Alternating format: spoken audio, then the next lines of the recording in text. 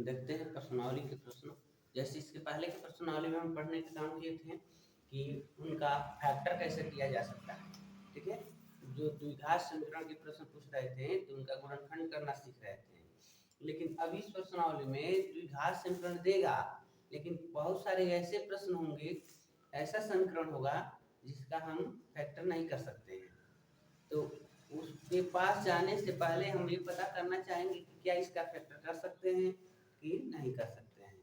तो प्रश्न ऐसे कहेगा कि इसकी ये जो द्विघात समीकरण है इसके मूलों की प्रकृति बताइए, यानी जो मूल होंगे उनका स्वभाव बताइए, किस टाइप के उनके मूल मिल सकते हैं, पॉजिटिव मिलेंगे कि निगेटिव मिलेंगे कि नहीं मिलेंगे, कि सेम एक दूसरे के बराबर मिलेंगे।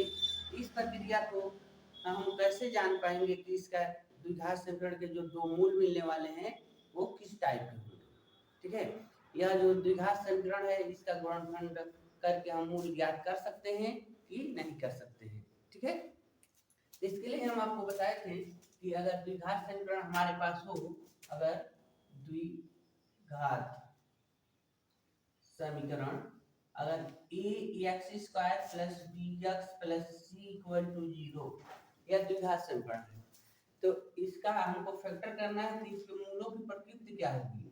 तो हमने आपको बताया था बाबू कि b equal to b² minus 4ac की वैल्यू निकालते हैं। ठीक है, b विविक्तर कहते हैं, डिस्क्रिमिनेंट होता है, इसलिए डी से डिनोट कर रहा है। तो कह रहा है कि b² माइनस 4ac का मान ज्ञात करेंगे। देखो x² के साथ a है, केवल x के साथ b है और c अकेला है, तो इनका यूज हम इसमें कर लेते हैं। अगर b की वैल्यू बड़ा है किससे, 0 से, तो कहते हैं कि इसके जो मूल मिलते हैं बाबू क्या होते हैं, वास्तविक होते हैं, वास्तविक मूल होते हैं। ठीक है, दोनों मूल वास्तविक होते हैं।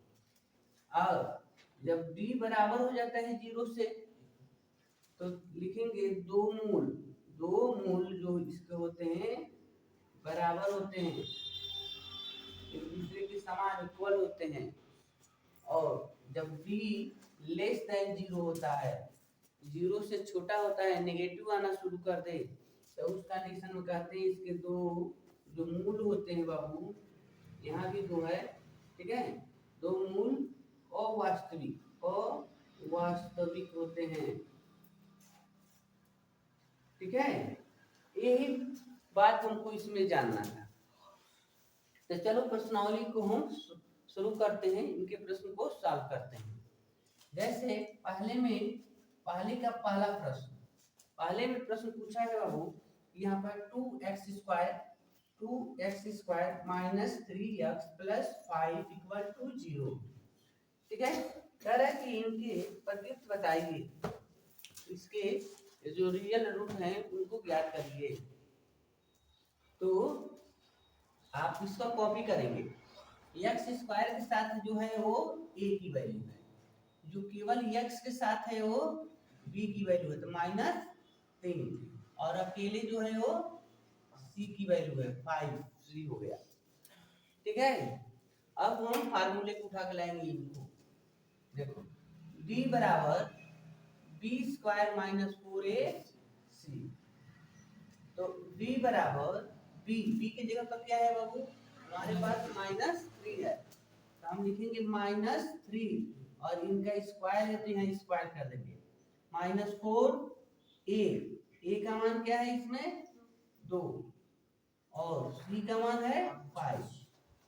तो देखो d इक्वल टू, अब देखो -3 का स्क्वायर करना है, तो माइनस का स्क्वायर तो प्लस हो जाता है, और 3 है तो 3 का स्क्वायर 9, 3 3 9, माइनस 4 2 8, और 8 बचे 40। अब देखो 9 में 40 को माइनस करना है, जब हम 9 में 40 को माइनस करेंगे तो कितना बचेगा, -31, मतलब 31, -31 मिल गया। ठीक है, इस तरीके से हम d की वैल्यू पता कर लिए। लेकिन इसमें भी एक बात है, अब देखना है कि जो डी का मान मिला -31 वह इसमें से किसको फॉलो करता है। तो यहाँ कह रहा है डी का मान जो मिलेगा वो 0 से बड़ा हो। यहाँ कह रहा है कि डी का मान 0 के बराबर हो और यहाँ कह रहा है डी का मान 0 से छोटा हो।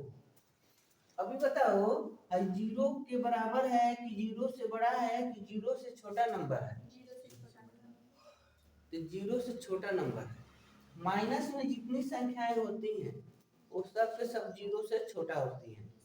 ठीक है, तो आप यहाँ कह सकते हैं अतः d लेस देन 0 या d के जगह पर लिखना है -31 लेस देन 0। -31 जो है 0 से छोटा है, इसलिए क्या है वहां क्या कहा गया है, दो मूल अवास्तविक है। यानी ये हम कर सकते हो इसके मूल अवास्तविक।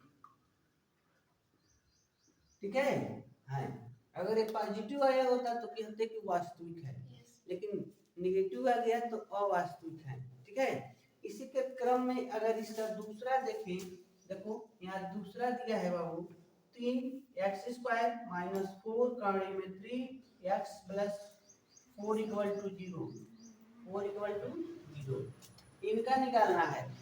सेम वही प्रक्रिया करेंगे। देखो a की वैल्यू है 3, b की वैल्यू है -4/√3 और c की वैल्यू है 4। फार्मूला हमारे पास यहाँ है b = b² - 4ac। तो b की जगह पर बाबू यह पुट करना है -4√3 का होल वर्ग -4 a का मान 3 इंटू c का मान 4।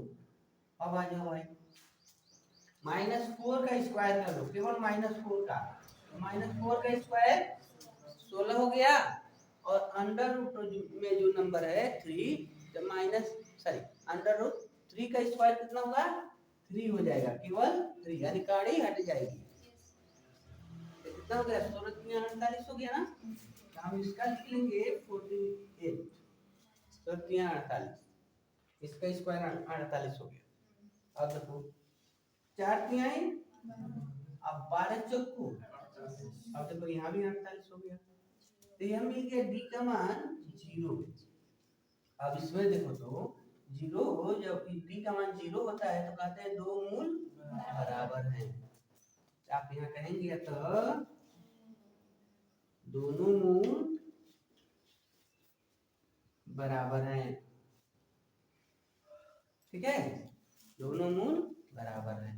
इस तरीके से देखो बहुत आसान सा एक प्रश्न है, आपको एग्जाम में पूछेगा भी, 1 नंबर के क्वेश्चन में पूछेगा आपको 1 या 2 नंबर में, कहेगा कि विविधता ज्ञात कीजिए या दिए गए जो समीकरण है इसके मूलों की प्रकृति बताइए। तो आप बिना किसी से ना शिकवा होगी ना शिकायत होगा, केवल आपके पास एक फार्मूला होंगे, इसके माध्यम से आप ये जांच कर लेंगे कि आपको ये प्राप्त होता है कि नहीं।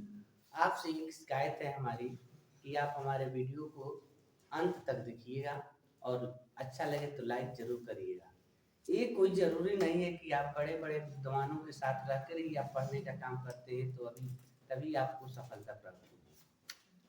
PW से पढ़ते हैं या गुरुजी से पढ़ते हैं, कोई बात नहीं, आप हमसे भी पढ़िए, आपको भी वही सीख मिलेगी जो आप वहाँ से प्राप्त करने वाले हैं। तो हमारा आपसे रिक्वेस्ट है कि वीडियो पूरा देखें और लाइक, चैनल पर नए हैं तो सब्सक्राइब जरूर करें। चलिए हम आपको आगे का तीसरा प्रश्न बताने का काम करते हैं। जैसे तीसरे में दिया है बाबू 2x² 6x + 3 = 0।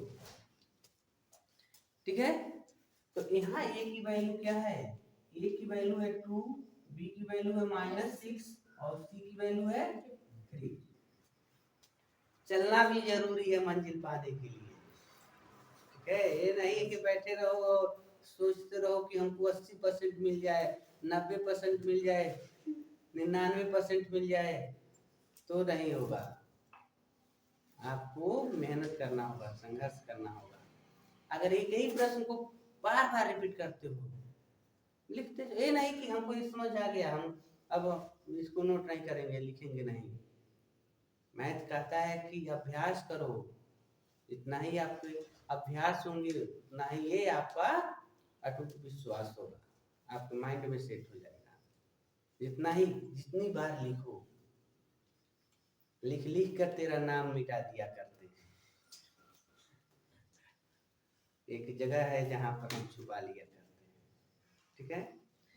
तो देखो यहाँ b equal to b square minus 4ac, तो b की वैल्यू है बाबू, देखो b की वैल्यू यहाँ से ले लेंगे माइनस 6 का स्क्वायर 4a का मान क्या है बाबू 2 और c का मान है 3, तो b इक्वल टू 6 का स्क्वायर कितना होगा 36, माइनस है तो प्लस हो गया, स्क्वायर करेंगे तो 6 में 6 से गुणा करना 36 माइनस 4 दुआई और 8 तिहाई 24, तो 24 इसमें हम माइनस करने वाले हैं।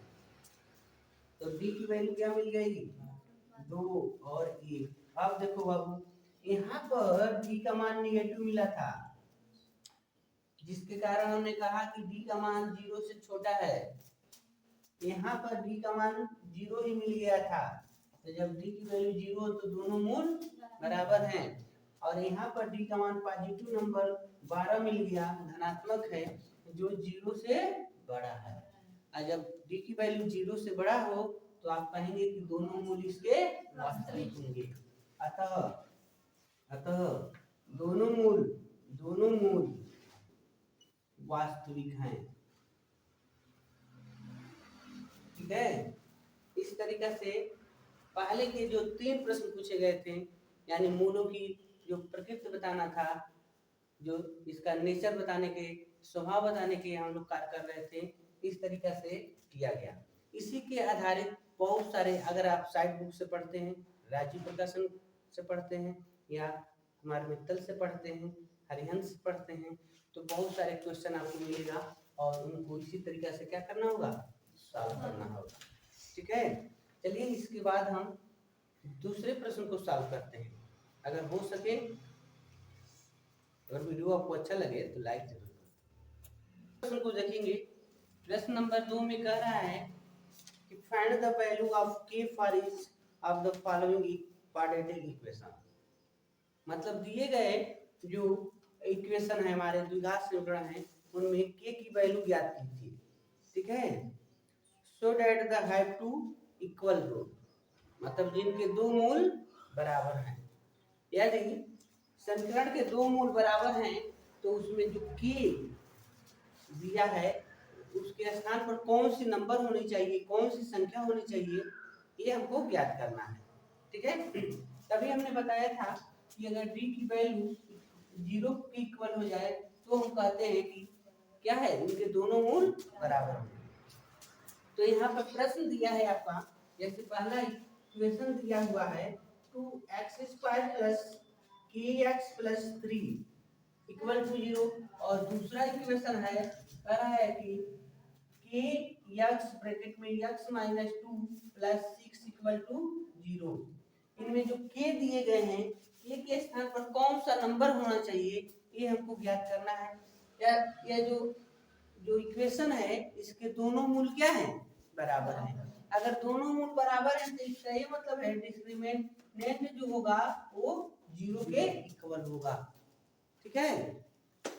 तो बाबू इनको सॉल्व करते हैं, ठीक है। देखो a की वैल्यू है 2, b की वैल्यू है k और c की वैल्यू है 3। तो जो हम लिखने वाले हैं d equal to b square minus 4ac, तो हम यहाँ d को हटा के और यहाँ लिख देंगे इक्वल 0, क्योंकि इसका पूरा मान 0 होने वाला है। आ जाओ, b का मान क्या है बाबू k, यहाँ लिखेंगे k का स्क्वायर, ठीक है, माइनस 4 इंटू a का मान 2 गुणे c का मान 3 इक्वल टू 0। तो k का स्क्वायर माइनस 4 दुआई 8 तिहाई 24 इक्वल टू 0। अब 24 को इधर ट्रांसफर कर लो, दूसरे साइड में जीरो के पक्ष में, तो के स्क्वायर इक्वल टू प्लस 24, इस साइड में माइनस है, दूसरे साइड में प्लस हो गया। अब रूट निकालेंगे, देखो के यहाँ स्क्वायर में है, तो जब हम किसी का वर्गमूल लेते हैं तो अगर उसका पावर हो तो हम पावर हटा देते हैं, लेकिन जिनके पास पावर ना हो तो उनको रूट के अंदर रख लेते हैं। ठीक है, कहानी में 24 रख दिया गया। अब के की वैल्यू क्या हो गई बाबू, थोड़ा सा इनका फैक्टर करके देखो तो 2 दुआई 4 और कितना 4 दुआई 8 तिहाई 24, ऐसे फैक्टर किए। तो अब बताओ जिनका पेयर बना उसको बाहर लेना होता है रूट के अंदर, और जिसका पेयर नहीं बनता है उसको वही में रहने देते हैं। तो हम 2 बाहर लिख लेंगे ना, अब कहानी में क्या लिखेंगे 2 और 6 यानी 6 लिख दो, यानी के का वैल्यू हमको मिल गया बाबू 2 कहानी में 6। इस तरीके से के का मान निकल गया। ठीक है, आपको कोई भी प्रश्न दे दिया जाए हार नहीं माननी है। ठीक है, आपको उसको क्या करना है, सॉल्व करना है। लड़खड़ा गए तो क्या हुआ, अभी तो जान बाकी है। लड़खड़ा गए तो क्या हुआ, अभी तो जान बाकी है। सुधार लो अपनी निगाहों को, अभी तो एग्जाम बाकी है। ठीक है, एग्जाम देने के लिए आप अपने आप को मजबूत बनाएंगे, आप इधर उधर देखना बंद करेंगे, केवल आपका निगाह एक बकुले के समान होनी चाहिए, अपने किताबों के प्रति होनी चाहिए, अपने लक्ष्य के प्रति होनी चाहिए। बगुला क्या करता है, नदी के किनारे बैठकर वो अपना लक्ष्य बना लेता है मछली को। जैसे मछली उसके इर्द गिर्द आती है तो उसका निशाना इतना पक्का होता है कि एक ही राउंड में उसको अपने चोंच के अंदर दबोच लेता है। तो आप भी कुछ इसी तरीका से अपना लक्ष्य बनाइए, ताकि आप एग्जाम में बैठे तो कोई भी ऐसा प्रश्न ना हो जिसको आप सॉल्व न कर सकें। हमारी आपके यही दुआ हो। ठीक है, अगले प्रश्न को सॉल्व करते हैं हम। यहाँ देखो, अगर यहाँ सॉल्व करने की बात की जाए बाबू, तो यहाँ द्विघात दिख नहीं रहा है, तो पहले हम इसको द्विघात बनाने की कोशिश करेंगे। ठीक है, तो इनका जब इनसे गुणा करेंगे तो के एक्स स्क्वायर, या इनसे गुणा कर लिया, और या इनसे गुणा करेगा तो माइनस 2k और प्लस 6 इक्वल टू 0। ठीक है, अब देखो a की वैल्यू यहाँ क्या दिख रही है k, और b की वैल्यू -2k और c की वैल्यू 6। ठीक है, ऐसे नोट कर लिया गया। पुनः हम यही प्रोसेस अपनाएंगे बाबू, यहाँ जो फार्मूला यूज किया गया है, जैसे कि प्रश्न कह रहा था कि इसके मूल बराबर है, मूल बराबर है तो बिना किसी से कहे चुपके से आप फार्मूला यूज कर देंगे b square -4ac equal to 0। ऐसा नहीं करना चाहिए एग्जाम में कि वो हमारा मित्र है उसको भी बता दो, बताने का काम कम करना चाहिए। हो सकता है कि वो आपसे 1 नंबर ज्यादा पा जाए तो बाद में जलन होगी। इससे बढ़िया है कि तुम अपने राम धुन में अपना लिखो, अपना पढ़ो, पढ़ाई छुपके से कर, मेहनत इतना खामोशी से करो कि कामयाबी आपकी शोर मचा दे। ठीक है, पढ़ाई मेहनत करने का मतलब पढ़ाई इतना खामोशी से करो, ये नहीं कि अब 2 बजे रात तक पढ़े और सुबह कहो हम तो 2 बजे रात ले पढ़नी है, तो उसका क्या मतलब है। अगर आप एग्जाम में या कहीं भी आप सफल हो जाते हो तो मजा लेगा कहता है कि 2 बजे रात ले पढ़त रहने, कामयाब नहीं हुआ। आप बिना किसी से कहे 2 बजे तक 3 बजे रात भोर 4 बजे से ही पढ़ना, अधिक से अधिक टाइम दो पढ़ाई में, और आप तभी दूसरों से कहो जब आप सफल हो जाएं। और जब तुम सफल हो जाओगे अपने लक्ष्य के प्रति तो ऑटोमेटिक बिना कहे सब कुछ जान लेगा। तो इसीलिए कामयाबी शोर मचाए, आपकी सफलता बताए कि आपने मेहनत किए थे। ठीक है, चलो इनको सॉल्व करते हैं।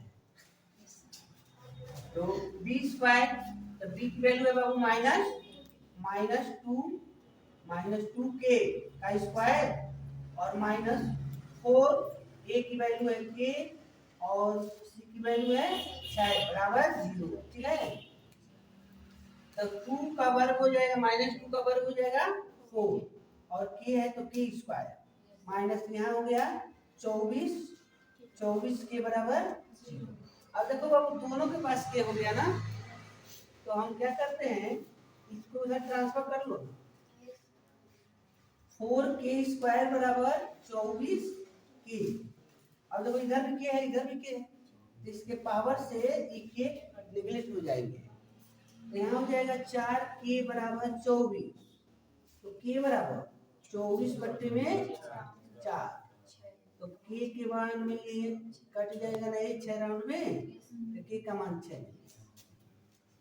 इसी तरीके से एक एक स्टेप चलते जाएंगे और आपका मंजिल आपके पास आता रहेगा।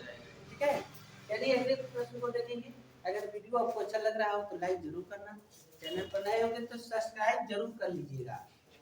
प्रश्न को देखेंगे तो देखो तीसरे प्रश्न के साथ क्या कह रहा है, तो तीसरे प्रश्न में कह रहा है कि क्या यह संभव है, आपको कह दिया जाए कि ये जाओ खेत में क्यारी बनाना, ये उसमें प्याज लगाना, आलू बोना या पौधा लगाना, तो यहाँ पर कह रहा है कि क्या संभव है कि एक आयताकार आम की बगीचा बना सकते हो जिसकी लंबाई चौड़ाई से 2 गुनी हो। जिसकी लंबाई, उस बगीचा जो लगाओगे तो उसकी लंबाई चौड़ाई से 2 गुना होनी चाहिए, और उसका क्षेत्रफल, आयत का क्षेत्रफल होता है लंबाई गुणे चौड़ाई, तो उसका क्षेत्रफल 800 मीटर स्क्वायर होना चाहिए। ठीक है, दुगुना हो और क्षेत्रफल 800 मीटर स्क्वायर हो।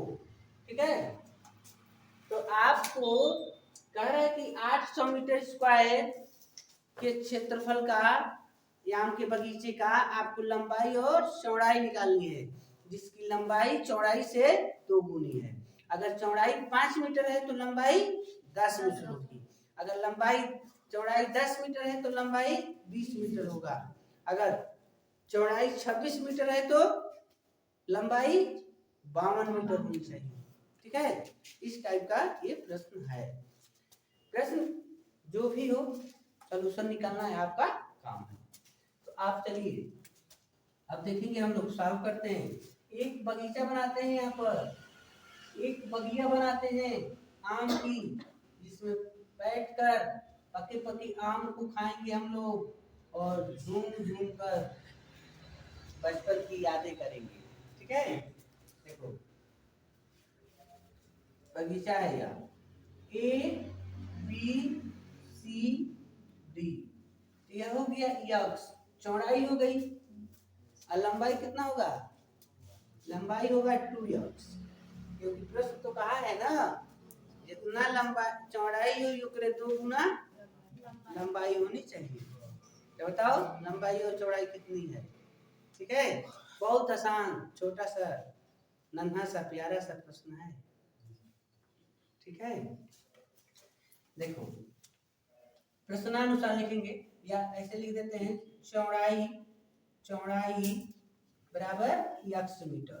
ठीक है बाबू, और लंबाई बराबर 2x मीटर। ठीक है, तो और क्षेत्रफल कितना दिया है, क्षेत्रफल 800 मीटर स्क्वायर।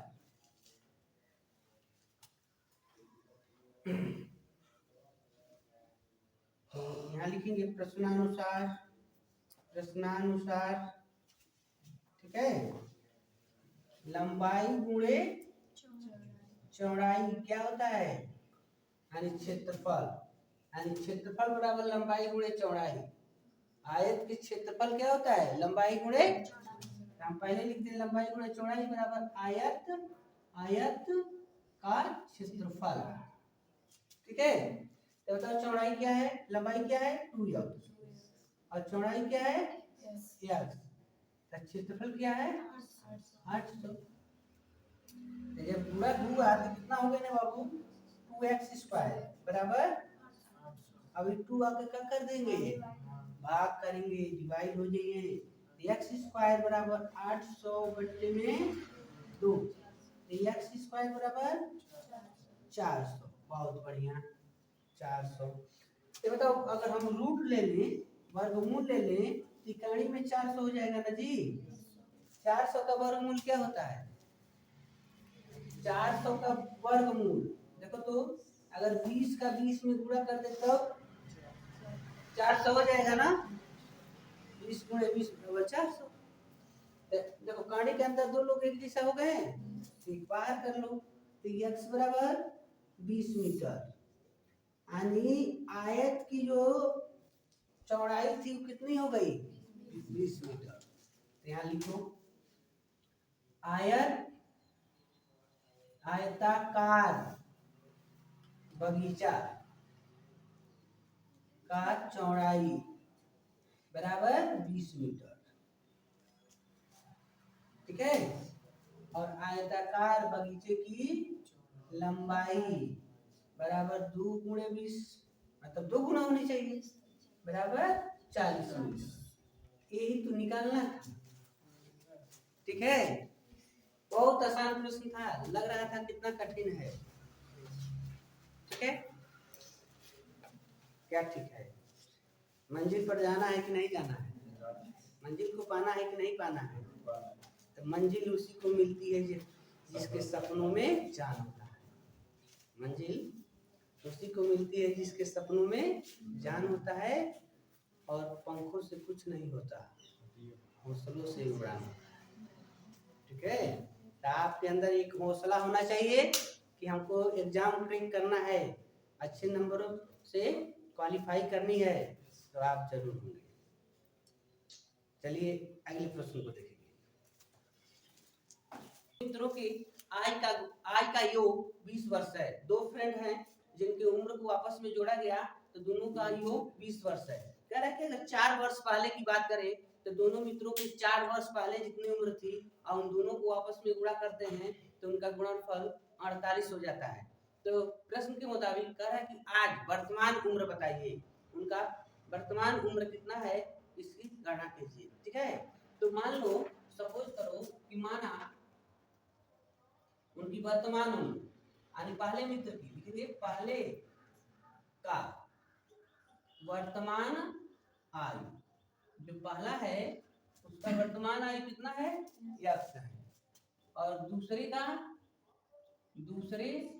का वर्तमान आयु ये बताओ, दोनों के वर्तमान आयु को जोड़ा गया तो 20 वर्ष या 20 हो रहा है। अगर ये कहा जाए कि हमारे पास और तुम्हारे पास मिला के कुल 20 रुपया है, ठीक है, हमारा और तुम्हारा मिला के 20 रुपया हो रहा है। अब हम तो ये जान रहे हैं कि हमारे पास 5 रुपया है, अब तुम्हारे पास कौन रुपया है, तो पता करना है तो 20 में 5 माइनस कर दो, पता चल जाएगा ना कि अगले के पास 15 रुपया है। तो उसी तरीका से पहले की उम्र कितना वर्ष है? x वर्ष। तो दूसरे की उम्र पता करना है तो 20 में x माइनस कर दो, क्योंकि दोनों को जब दोनों को उंगलियां जोड़ेंगे तो 20 ना होगा, तो ये होगा 20 माइनस x है, आई का x है, दोनों को प्लस करोगे तो माइनस और प्लस कट जाएगा, खाली 20 बचेगा। इसलिए यहाँ लिखेंगे 20 माइनस x, दूसरे की वर्तमान उम्र है 20 माइनस x, ठीक है। कोई दिक्कत नहीं होनी चाहिए, ठीक है। वहां ले लो। तो देखो अब प्रश्न के मुताबिक प्रश्न कह रहा है कि 4 वर्ष पहले इनके आयु का गुणनफल 48 था। तो हम चलो 4 वर्ष पहले इनको लेते हैं, तो यहाँ लिखा जाएगा 4 वर्ष पूर्व पहले मित्र की आयु 4 वर्ष पहले जो पहला मित्र था उसका उम्र कितना था? तो देखो x माइनस 4।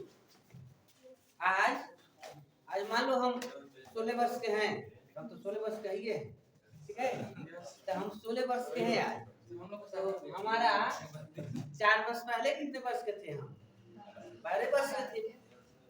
तो इसे आज x वर्ष का है, 4 वर्ष पहले कितने वर्ष का था? तो उसमें 4 माइनस कर दिए, ठीक है। अब 4 वर्ष पूर्व पूर्व दूसरे मित्र की आयु, दूसरे मित्र की आयु, ठीक है बाबू। तो दूसरा आज कितने वर्ष का है, 20 माइनस x ना है, इसमें भी 4 माइनस कर दो। तो अब इसमें नहीं होगा तो 4 20 में माइनस कर दोगे तो 16 बचेगा, तो 16 माइनस x, ठीक है। तो प्रश्नानुसार प्रश्न क्या कह रहा है बाबू, 4 वर्ष पहले इनकी उम्र कितनी थी और उनको आपस में गुणा करेंगे तो 48 हो जा रहा था। तो कौन कौन है, यह और यह। अगर गुणा कर दें यानी x माइनस 4 को x 16 माइनस x में गुणा करेंगे तो इसका मान यानी गुणनफल 48 हो जा रहा है। तो इसकी गणना करना है, ठीक है। आ जाओ करते हैं बाबू। तो फर्स्ट का इनसे करेंगे ना, गुणा करना बताए थे, या तो डायरेक्टली कर सकते हैं और नहीं तो आप क्या करेंगे, पहले तो यानी ऐसे पहले ब्रैकेट से एक लिखेंगे और दूसरा ब्रैकेट ऐसे नोट कर लिए। वैसे पहले ब्रैकेट से हमने 4 को नोट किया और दूसरे ब्रैकेट को ऐसे नोट कर लिया 48 ऐसे हो गया। तो इनका इनसे गुणा तो 16x और इनका x होगा माइनस x²। अब -4 का 16 से करो तो 16 चौके 64 हो गया और माइनस माइनस 4x बराबर 48 ऐसे हो गए। अब देखो बाबू 16x और 4x कितना हो गया, 16 4 20x, ये माइनस x² का एक ही है। और देखो यहाँ है ना 48 की तरफ भेज दो इसको, इधर प्लस 16 हो गया 64 हो गया। तो इधर कितना बच रहा है भाई, जोड़ के 8 4 12 6 4 10 11 112 हो गया। लेकिन इस साइड में x² का जो मान है माइनस है। तो हम आपको बताए थे कि x² वाला जो नंबर होता है वो नेगेटिव नहीं होना चाहिए। तो हम क्या करते हैं, इसको पॉजिटिव करने के लिए इन दोनों को उठाकर दूसरे साइड ट्रांसफर कर देते हैं। तो यह दूसरे साइड जाएगा तो x² हो जाएगा, या दूसरे साइड जाएंगे तो आए तो अपने साइड में है ये है तो प्लस रहेगा। इक्वेशन बन गए। यह इनकी जो वर्तमान आयु है इनका योग अगर 20 हो और 4 वर्ष पहले इनकी उम्र का गुणनफल 48 हो तो क्या ये बात सत्य हो सकता है या संभव है, प्रश्न पूछा है हाँ या ना। तो मान लो ऐसे हम इक्वेशन बना लिए ना, तो इक्वेशन बन गया तो अब हम पता करेंगे अगर इसका फैक्टर हो जाएगा यानी x की वैल्यू मिल जाएगी तब तो कहेंगे कि हाँ यह संभव था। अगर नहीं मिलता है तो भाई असंभव था। तो हम फैक्टर करने से पहले हमको व्युत्तर ज्ञात करना है, क्योंकि हमारा चैप्टर चल रहा था व्युत्तर पूछ रहा था, व्युत्तर ही निकाल रहे थे। अगर व्युत्तर में x की यानी d का मान 0 हो जाए और चाहे 0 से बड़ा नंबर मिले तब तो संभव है, मूल वास्तविक होंगे। और 0 से छोटा मिलेगा तो मूल अवास्तविक यानी संभव नहीं होगा। हम यहाँ पर a की वैल्यू बताओ क्या है, एक ना है, इसका गुणनफल गुणनफल कर रहे हैं, हाँ इसका गुणांक हो गया 1 और b का मान -20 और c का मान है 112। तो d वाला सूत्र जानते हैं b² - 4ac।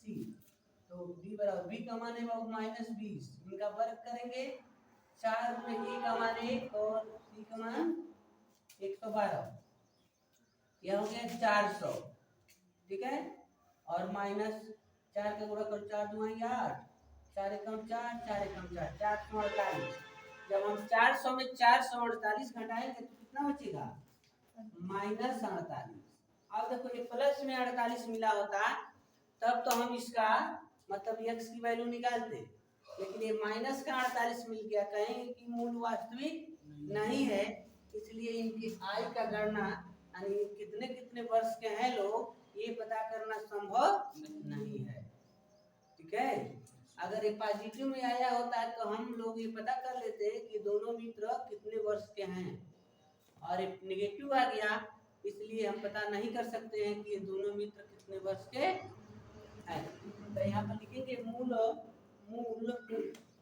अवास्तविक है, अतः आय की गणना करना संभव नहीं है। ठीक है, कहीं संभव नहीं है भाई। जो 20 है ना, 20 को ऐसे दो भागों में बांटो, गुणा कर दे तो 112 और जोड़ ले तो 20 मिले, ये हम निकाल नहीं पाएंगे। ठीक है, तो इस तरीके से प्रश्न सॉल्व हो जाते हैं।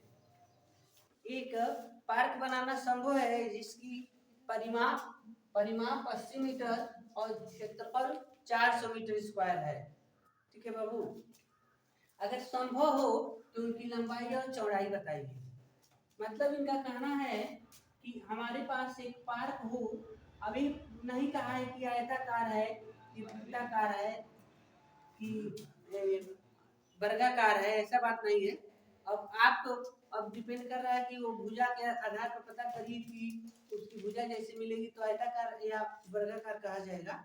लेकिन ये कहा है कि इनकी जो भुजाएं जब जोड़ेंगे, यार अब ये तो है नहीं कि परिमाप में कहा कि आयत है तो आयत के अनुसार पर हम फार्मूला यूज करते हैं। लेकिन कोई बात नहीं, मान लो कि इसकी भुजा x है या y हो सकती है, लेकिन ऐसा नहीं लिखेंगे। वैसे हम जानते हैं परिमाप का फार्मूला होता है, परिमाप क्या होता है, 4 गुणे भुजा, 4 गुणे भुजा। अगर यह एक वर्ग हो, ठीक है, एक पार्क बनाना संभव है, तो अगर यह वर्गाकार हो, सपोज है वर्गाकार पर हम चेक कर रहे हैं, ठीक है, अगर यह वर्ग के आधार पर अगर हो तो इनका परिमाप 4 गुणे भुजा, यानी चारों भुजा बराबर होती है तब ना वर्ग बनता है। ठीक है, तो यहाँ पर रखो 4 यक्स लिए ना भुजा को, 4 यक्स, यानी परिमाप है 80, परिमाप आपका हो गया 80। ठीक है, तो यहाँ पर इससे डिवाइड कर देंगे तो 20 हो जाएगा, 20 का वर्ग 400, तब तो ठीक है, ये हो तो जा रहा है। ठीक है, लेकिन द्विघात समीकरण हमारा नहीं बना, द्विघात नहीं बन रहा है। अगर द्विघात बनाते हैं तो इसको x इसको y लेंगे, तब x और y लेकर लगाते हैं थोड़ा सा, तब ना पता कर द्विघात बन जाएगा, तब ना हम पता करेंगे कि यह इसके मूल वास्तविक है कि नहीं है। तो हम यहाँ लिख रहे हैं, बैक करते हैं, एक ही लाइन में आ जा रहा था होगा। यहाँ लिखेंगे माना पार्क की लंबाई यक्स, ठीक है, लंबाई हमने ले लिया यक्स, और पार्क की चौड़ाई हो गई बाबू y, यहाँ हमने रख लिया y।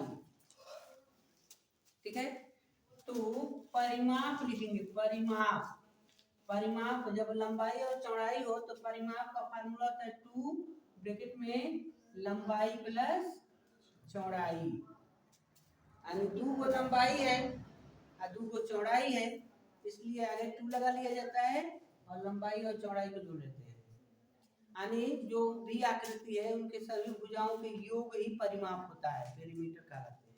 ठीक है, तो परिमाप दिया है 80, यहाँ लिख दिए, और यहाँ 2 कोष्टक में x प्लस y, 2 आकर इसमें भाग दे देगा तो कितना हो जाएगा 40 x प्लस y, या हम इसको पहले लिख देंगे x प्लस y बराबर 40, तो बताओ y बराबर 40 माइनस x होगा ना, यह एक इक्वेशन हो गया। जैसे प्रतिस्थापन विधि हम पढ़े हैं ना, तो उस टाइप का बन रहा है। अब देखो क्षेत्रफल 400 दिया है, तो लिखेंगे पार्क का क्षेत्रफल, तो क्षेत्रफल का क्या फार्मूला होता है, लंबाई गुणे चौड़ाई। क्षेत्रफल होते हैं लंबाई गुणे चौड़ाई, तो लंबाई हमारे पास x है और चौड़ाई y है, बराबर 400, क्षेत्रफल दिया है ना 400। अब बताओ बाबू x बराबर या x गुणे y का मान क्या है, यहाँ से देखो y की जगह पर क्या लिख सकते हैं 40 माइनस यक्स बराबर 400। तो ब्रैकेट टूटेगा तो 40 से गुणा होगा ना 40 यक्स और ये इनसे गुणा करेगा तो माइनस एक्स स्क्वायर बराबर 400। एक्स स्क्वायर निगेटिव दिख रहा है तो इसको भी दूसरे साइड आपको ट्रांसफर करना होगा। तो एक्स स्क्वायर को उधर ले जाएंगे तो प्लस एक्स स्क्वायर, तो 40 से उधर जाएगा तो माइनस 40 एक्स और उधर तो 400 है ये है। अब बताओ ये द्विघात बन गया। अब हम इसका विविक्तर ज्ञात करेंगे। अगर विविक्तर पॉजिटिव नंबर आता है तो उत्तर दिन की भुजा ज्ञात करेंगे, अगर नेगेटिव नंबर आता है तो कहेंगे भुजा नहीं मिल सकता है। ठीक है, आ जाओ। ए का मान क्या है 1, बी का मान -40 और सी का मान 400। तो डी का मान क्या होता है बाबू b² - 4ac। डी बराबर बी का मान है 40 माइनस में n का वर्ग हो गया -4 गुणे a का मान 1 और c का मान 400। तो डी बराबर 40 का वर्ग 1600, 40 का वर्ग हो गया 1600। और इनको देखो, इनको पूरा करोगे तो कितना हो जाएगा 1600। 400 का गुणा 4 में कर रहे हैं ना, तो यहाँ क्या डी का मान मिल गया 0। आज जब 0 मिल गया तो क्या कहेंगे मूल बराबर है, इसके मूल इक्वल होंगे ना। इक्वल होने का मतलब जब x के दो को मान मिलेगा वो दोनों सेम मिलेगा, एक ही जैसा मिलेगा। ठीक है, यहाँ लिखेंगे मूल बराबर है। ठीक है, तो चलो तो भाव तो निकाला जाए ये भुजा कितना बड़ा है। तो रख लाओ इनको, इक्वेशन हमारा जो था x² - 40x प्लस 400 बराबर 0। तो इसको ऐसे दो भागों में बांटो, पूरा कर दे तो 400 और जोड़ ले तो 40, 20 + 20 कर दो, ऐसे हो जाएगा ना 20 20 40। अब 20 का गुणा 20 में करेंगे तो कोष्ठक टूटेगा x² - 20x और माइनस प्लस -20x प्लस 400 बराबर 0। तो x कॉमन करेंगे बाबू, तो x - 20 और यहाँ से 20 कॉमन करेंगे तो x माइनस यहाँ भी 20 हो जाएगा। x - 20 और दूसरे में x और 20 को एक साथ x - 20 दो पार्ट कर दो। देखो दोनों एक ही जैसा है, x का मान 20 आ गया और इसमें भी x का मान 20 ही है। हाँ, x का मान उठाकर जब हम यहाँ रखेंगे 40 में घटाएंगे तो y का मान भी तो 20 ही आ जाएगा। हाँ, इसका मतलब लंबाई और चौड़ाई दोनों बराबर है। तो ये जो पार्क बनाए गए हैं वो वर्गाकार है, यानी वह स्क्वायर बना रहा है। ठीक है, तो लिखेंगे पार्क की लंबाई बराबर 20 मीटर और चौड़ाई बराबर 20 मीटर। इस तरीका से पार्क की भुजा ज्ञात कर ली गई। ठीक है, तो ये हकीकत है। क्या है, सपना नहीं है। सपना कौन कौन देखता है इसमें से? सब लोग देखते हो।